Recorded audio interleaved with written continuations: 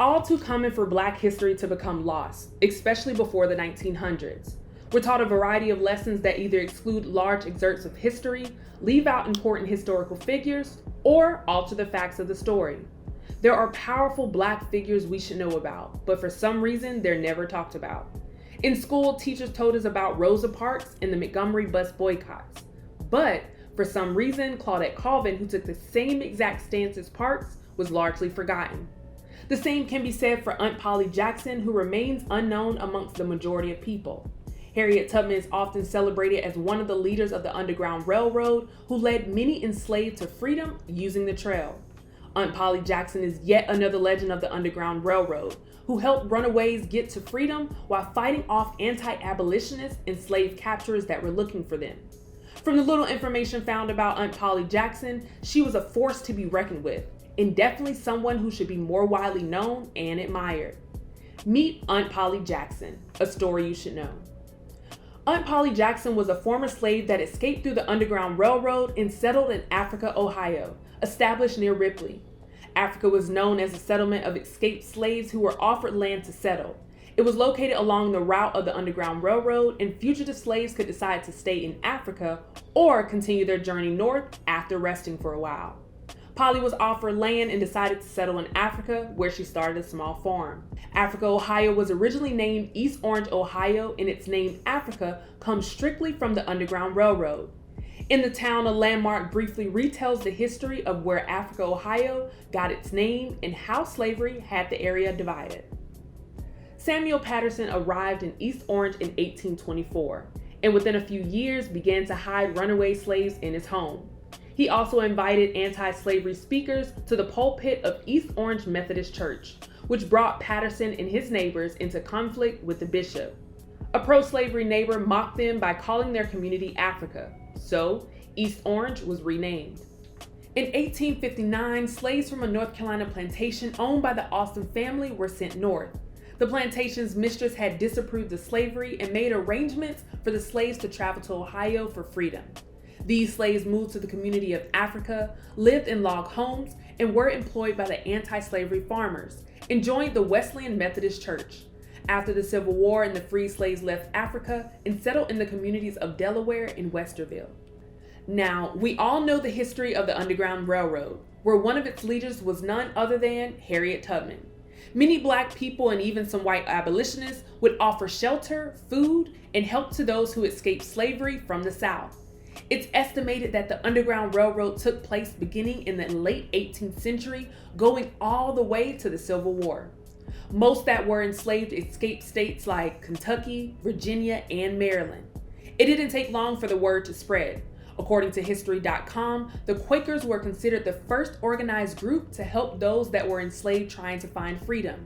In 1786, George Washington complained that the Quakers were trying to liberate one of its enslaved workers. As those who were pro-slavery began to catch on, they did everything in their power to keep their enslaved workers from running away. And those that did run away were hunted down. One effort to ensure that enslaved were recaptured was the Fugitive Slave Act of 1793. The Fugitive Slave Acts were federal laws that allowed the capture and return of the runaway enslaved. The first law allowed local governments to seize and return the escaped to their owners. Penalties were supplied to those who aided the enslaved. Those up north opposed the law, claiming that the law was tantamount to legalized kidnapping. Some abolitionists were able to organize clandestine resistance groups and therefore built large networks of safe houses to help enslaved people in their route to freedom up north. Aunt Polly was one of those abolitionists who would house escapees in her farm. In response to the Fugitive Slave Act, personal liberty laws were passed in some northern states, which gave accused runaways the right to a jury trial. This protected many freed Blacks who had been abducted by bounty hunters and sold into slavery, even if they were never enslaved and born into freedom. Resistance towards the law of 1793 led to the Fugitive Slave Act of 1850, which gave harsher punishments to those who helped the enslaved. The law forcibly pushed citizens to help in the capture of runaways while denying the enslaved the right to a trial. It also increased the penalty for interfering with the capturing process to $1,000 and 6 months in prison. In addition to the Fugitive Slave Act, those that were pro-slavery began to lose their free labor, meaning production was affected, and that led to a loss of money. They developed the reverse Underground Railroad in an attempt to recapture runaways. In an article written for Face to Face Africa, which detailed the history of free blacks that were recaptured by slave owners, the reverse Underground Railroad was a term used among white anti-abolitionists. Obviously, it's a name that comes as a response to the Underground Railroad. According to reports, the reverse Underground Railroad system lasted between 1780 and 1865. During the Civil War between 1861 and 1865, the system was at its peak. More escapees were taken into war against their will. Those looking for their escapees would pay large sums of money to other whites, and those that were bribed posted as abolitionists willing to help runaways. They would go out on the routes where runaways were likely to pass by. They would offer them food, clothes, and the promise of freedom with a place to stay and a piece of land for their future. Of course, in a desperate situation, when offered help, you're more likely to take it. And unfortunately, the runaways would fall for the trick and were taken hostage by the whites, posing as abolitionists until their masters came for them. Some were held hostage until they died or resold to new masters. Many that were captured by the fake abolitionists were also injured so they wouldn't escape again. These kidnappers were known as blackbirders, where they would raid small black communities, killing off those who resided. One of their most popular methods was to steal children from their mothers. Some runaways fought back and would even kill their kidnappers, which is what prompted the blackbirders to begin kidnapping children, as children were more vulnerable and easy to carry. As slaves continued to escape, fugitives passed through Polly's land in Africa.